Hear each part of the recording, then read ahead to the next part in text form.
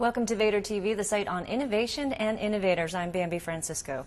Well, if you have a question, a general medical question about, say, headaches, MEDgle hopes to help you find the answer. Well, joining me to talk about MEDgle is Ash Damle. He's the founder and CEO of MEDgle. So, Ash, MEDgle, were you influenced at all by Google? Definitely. I mean, in current day society, Google has become synonymous with search. And as a result, what we are doing is basically personalized medical search. And so what we're trying to convey is basically medical search, and we thought that a very interesting name that people could recognize, be differentiation from everything else, is MEDgle. I mean, no one really mistakes one for the other, but we're using sort of the societal sort of context thereof to really sort of get our message across. Has that driven any traffic to your site? I don't know about that exactly. Perhaps a different number of questions. Yeah. But it's been interesting how traffic has come about. It's really been relatively organic. People have come to our site either from Google or actually blogs. Interestingly enough, there's about 180 blogs about us, all relatively positive all across the world. Well, let's talk about the site. Your site essentially allows people to type in symptoms and receive results that help them better understand their conditions. Is that accurate? Yes. Pretty much what you can do is you can put in a number of symptoms, 1, 2, 3, or 4, your age, gender, and duration of your symptoms. And what it comes back is what possible conditions are most likely for you for your symptoms. So this means, if you have fever, headache for 3 days, most likely thing is probably the flu, influenza. If you had it for a month or 2 months, pneumonia is a lot more likely because no one really has the flu for 2 months. Also, it helps you enable to articulate things on a personalized level, which is do you smoke or otherwise. Because if you're 35, coughing, having chest pain for like a month, and you smoke or don't smoke, you can potentially get very different results. Right. So, I mean, that's what we really try to do, is we really try to help people understand what are the options as they're really relevant for them. So Google's Health Co-op launched last year. They're trying to address medical questions. Are you complementary to that service, or are you competitive with that service? I believe we're highly complementary.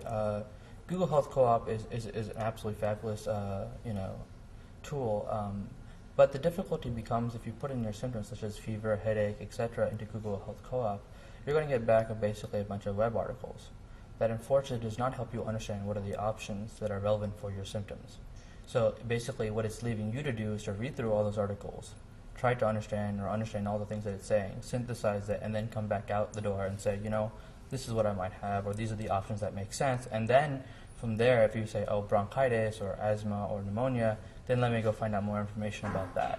And which is actually quite a labor-intensive task for you, the user or searcher. What we're really doing is basically helping you understand immediately those are the options, and then getting you to be able to do searches on those concrete items where you can actually find really relevant and useful information. Are you recording those searches? No, in terms of are we trying to go ahead and record them and use them for any other purpose? No. As best basic weblog, so we understand what's going on, making sure nothing's breaking, etc. But that information is kept very tightly and will never ever be released. But also, we're not necessarily identifying that with any particular individual in any way. So at worst case, it's complete in an aggregate point of view that's there.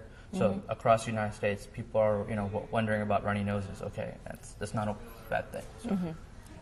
Your site obviously will get more usage the more diagnoses you provide, the more symptoms you can identify. So you're at 6,000 symptoms and 1,800 diagnoses in 10 months since you've been around. By the end of the year, how many diagnoses will you have? I don't know. What we try to do is initially we try to go through from a general medicine standpoint of view, making sure we have all the basic pieces. And then we started trying to delve down into the different specialities. So recently we tried to do quite a bit of OBGYN focuses as a number of women definitely do internet searches. Also for people who are recently pregnant or have recent childbirth, we just added those filters as well. And we delved a little bit into sports medicine, and then we're going to continue on to the other ones. So that's an interesting question that you bring up, a point you bring up. What are the most common questions or the medical conditions you can answer? Well, at this point, I mean, we really, for general medicine, it's actually a relatively very good resource. We really have spanned the gamut from across the board for all age ranges and basic all general medicine. Okay. One of the things we have done is for certain things like brain tumors or other things like that, we've basically just left it as a super sort of result, not really going down into the differentiation of this particular type of brain tumor versus another one. But in the future, we will go about expanding so that we'll have that level of specificity. Now, the way you gather this content is really, it's really people intensive. You have two people out there, actually, two experts writing up the diagnosis. So how do you scale that? The way we're going to scale that is sort of twofold. One of them is we will get more people to be part of our expert panel. Okay. Second of all, what we will be doing in hopefully a couple months is enabling physicians around the world to be able to log in and to be able to go through and basically give their feedback. Hey, this set of symptoms is missing this diagnosis. I think this one should be more prevalent, et cetera, et cetera. And that will all go through the expert panel, and then will then be modified. They'll go ahead and modify the data. Tell us a little bit about some of your metrics. How much traffic is your site seeing, and how many search queries are you doing? So pretty much on our site, it's a majority of search. These days, we're seeing around between 50 to 100,000 page views per week. And as I was mentioning earlier, it's relatively organic, meaning that we've actually done nothing. So about 50 to 70% plus from our traffic is from Google.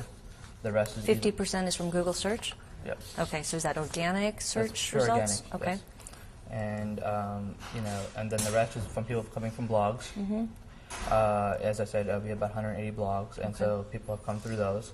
And now we get about 10 to 20% of people are coming directly to our site. Okay. So hopefully it's getting a little bit of note out there. And so that's currently where our traffic numbers are. And what is your business model? Is it based on clicks on ads? It's going to be advertisement based. What we're really trying to do with the advertisement, however, is really try to make it contextually very relevant. It's not, someone won't necessarily have a problem seeing an ad for, say, a solution for diabetes if indeed they're considering that might be a problem that they're experiencing. It's really when it's completely out of the blue that becomes a very annoying distraction.